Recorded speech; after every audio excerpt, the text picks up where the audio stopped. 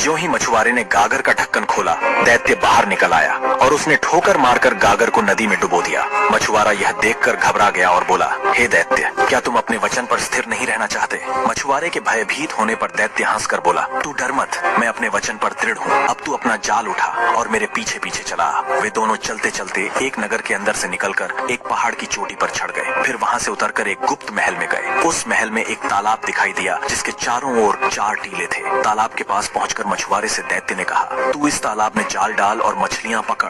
मछुआरा खुश हो गया क्योंकि तालाब में बहुत सारी मछलियां थीं। उसने तालाब में जाल डालकर खींचा तो उसमें 4 मछलियां आई जो 4 रंग की थीं, सफेद, लाल, पीली और काली। दैत्य ने कहा, तुम इन मछलियों को लेकर यहाँ के राजा के पास जाओ, वह तुझे इतना धन देगा जो तूने देखा भी ना होगा। किंतु एक बात का ध्यान रखना, तालाब में एक दिन में एक ही बार जाल डालना। यह कहकर दैत्य ने जमीन में जोर से ठोकर मारी। जमीन फट गई और दैत्य उसमें समा गया। मछुआरा उन 4 मछलियों को बादशाह के महल में ले गया। बादशाह उन मछलियों को देखकर अत्यंत प्रसन्न हुआ। उसने अपने मंत्री से कहा कि ये मछलियां बावर्चिन के पास ले जाओ। मंत्री मछलियां बावर्चिन के पास ले गया। बादशाह ने मछुआरे को 400 मोहर इनाम में दे डाली। बावर्चिन ने मछलियों के टुकड़े करके तेल में भुनने के लिए डाला। तभी उसने जो कुछ देखा उससे उसकी आंखें फटी की फटी रह गई। उसने देखा कि रसोई घर की दीवार फट गई और उसमें से एक बेहद सुंदर स्त्री बाहर निकल आई। स्त्री बाहर आकर अपने हाथ में पकड़ी हुई एक मूल्यवान छड़ी उठाकर उस कड़ाही के पास आ खड़ी हुई जिसमें मछलियां भुन रही थीं। उसने एक मछली पर छड़ी मारी और बोली, ओ मछली, क्या तू अपनी प्रतिज्ञा पर कायम है? मछली में कोई हरकत न हुई। स्त्री ने फिर छड़ी मारी और अपना प्रश्न दोहराया। इस पर चारों मछलियां उठ खड़ी हुई और बोली, ये सच्ची बात है कि तुम हमें मानोगी तो हम तुम्हें मानेंगे, और अगर तुम हमारा ऋण वापस करोगी तो हम तुम्हारा ऋण वापस कर देंगे। यह सुनते ही उस स्त्री ने कड़ाही को जमीन पर उलट दिया और स्वयं दीवार में समा गई और दीवार जुड़कर पहले की तरह हो गई। बावर्चिन इस कांड को देखकर सुध-बुध खो बैठी। कुछ देर बाद वह होश में आई तो देखा मछलियां चूल्हे के अंदर गिरकर कोयला हो चुकी हैं। वह अत्यंत दुखी होकर रोने लगी। वह सोच रही थी कि राजा को मेरी बात पर विश्वास न होगा। वह इसी चिंता में बैठी ही थी कि तभी मंत्री ने आकर पूछा कि मछलियां पक। सारा हाल बताया। मंत्री को इस कहानी पर विश्वास तो न हुआ, लेकिन उसने बावर्चिन की शिकायत करना ठीक न समझा। उसने मछलियों के खराब होने का कोई बहाना बादशाह को कह दिया और मछुआरे को बुलाकर कहा कि वैसी ही 4 मछलियां और ले आओ। मछुआरे ने दैत्य से किया हुआ वादा तो उसे न बताया, लेकिन कोई और मजबूरी बता दी कि आज मछलियां क्यों नहीं ला सकता। दूसरे दिन मछुआरा फिर उस तालाब पर गया और उसी प्रकार की 4 रंगों वाली मछलियां उसके जाल में फंसी। मछलियां लेकर वह मंत्री के पास पहुंचा। मंत्री ने उसे कुछ इनाम दिया और बावर्चिन के पास मछलियां लाकर कहा कि इन्हें मेरे सामने पकाओ। बावर्चिन ने पहले दिन की तरह मछलियां काटकर तेल में डाली और जब उसने उन्हें कड़ाही में डाला तो दीवार फट गई और वही स्त्री हाथ में छड़ी लेकर दीवार के अंदर से निकली और छड़ी से एक मछली को छूकर पहले दिन वाली बात पूछी। उन 4 मछलियों ने जुड़कर सिर उठाकर वही उत्तर दिया। स्त्री ने फिर कड़ाही उलट दी और स्वयं दीवार में समा गई और दीवार फिर जुड़कर पहले जैसी हो गई। मंत्री यह सब देखकर स्तब्ध रह गया। अब उसने यह बात राजा को बता देना ही ठीक समझा। जब उसने राजा को यह कांड बताया तो उसे भी घोर आश्चर्य हुआ। उसने कहा कि मैं स्वयं अपनी आंखों से यह सब देखना चाहता हूँ। उसने फिर मछुआरे से कहा कि ऐसी ही 4 मछलियां और ले आओ। मछुआरा बोला, अब मैं 3 दिन से पहले मछलियां लाने में असमर्थ हूँ। क्योंकि सारी घटना अद्भुत थी, इसलिए राजा ने मछुआरे पर कुछ जोर नहीं डाला। 3 दिन बाद उसने फिर वैसी ही 4 मछलियां लाकर राजा को दी। राजा ने खुश होकर उसे 400 अशर्फियां और दी। अब बादशाह ने मंत्री से कहा कि बावर्चिन को हटा दो और तुम खुद मेरे सामने इन मछलियों को पकाओ। मंत्री ने मछलियां पकाना शुरू किया। जब एक और लाल होने पर मछलियों को पलटा गया तो एक बार फिर दीवार फट गई, किंतु इस बार उसमें से सुंदरी नहीं निकली, बल्कि गुलामों जैसा कपड़ा पहने हाथ में एक हरी भरी छड़ी लिए एक रहस्यमयी आदमी निकला। रहस्यमयी आदमी ने बड़े कठोर और भयावह स्वर में पूछा,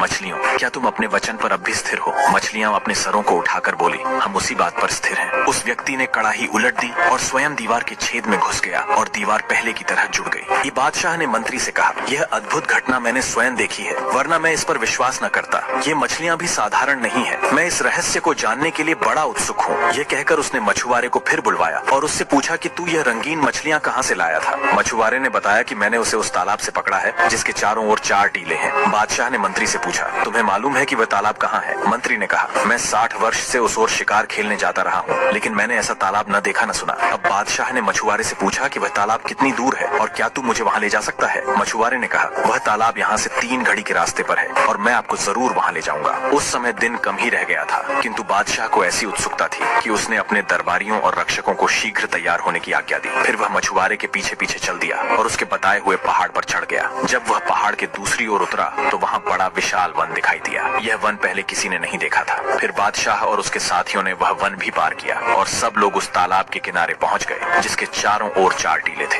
उस तालाब का पानी अत्यंत निर्मल था और जिन 4 रंगों की मछलियां उसे मछुआरे से मिलती थीं, वैसी अनगिनत मछलियां उस तालाब में तैर रही थीं। बादशाह का आश्चर्य और बढ़ा। उसने अपने दरबारियों और सरदारों से पूछा कि तुम लोगों ने पहले भी इस तालाब को देखा है या नहीं। उन सब ने कहा कि हम लोगों ने इस तालाब को देखना तो दूर, इसके बारे में सुना भी नहीं। बादशाह ने कहा कि जब तक मैं इस तालाब और इसकी रंगीन मछलियों का रहस्य अच्छी तरह समझ नहीं लूंगा, यहाँ से नहीं जाऊंगा। तुम सब लोग भी यहाँ डेरा डालो। उसकी आज्ञानुसार दरबारियों और रक्षकों के डेरे तालाब के चारों ओर पड़ गए। रात होने पर उसने मंत्री को अपने डेरे में बुलाया और कहा, मैं इस भेद को जानने के लिए अति उत्सुक हूँ कि उस बावर्ची खाने में रहस्यमयी गुलाम कैसे आया और उसने मछलियों से कैसे बात की, और यह भी जानना चाहता हूँ कि यह तालाब जिसे किसी ने नहीं देखा था अचानक कहाँ से आ गया। मैं अपने कौतूहल को दबा नहीं पा रहा हूँ, इसलिए मैंने सोचा कि मैं अकेले ही इस रहस्य का पता लगाने जा रहा हूँ। तुम यहीं रहो। प्रातःकाल जब दरबारी यहाँ पर दरबार के लिए आए तो उनसे कह देना कि बादशाह बीमार हो गए हैं और कुछ दिन यहीं पर शांतिपूर्वक रहना चाहते हैं। यह कहकर सारे दरबारियों और रक्षकों को राजधानी वापस भेज देना और तुम इस डेरे में अकेले ही उस समय तक प्रतीक्षा करना जब तक मैं लौट न आऊं। मंत्री ने बादशाह को बहुत समझाया। महाराज, आप यह न करें, इस काम में बड़ा खतरा है। यह भी संभव है कि इतना सब करने के बाद भी आपको कोई रहस्य ज्ञान न हो पाए। फिर बेकार में क्यों इतना कष्ट उठा रहे हैं और इतना खतरा मोल ले रहे हैं। बादशाह पर उसके समझाने बुझाने का कोई असर नहीं हुआ।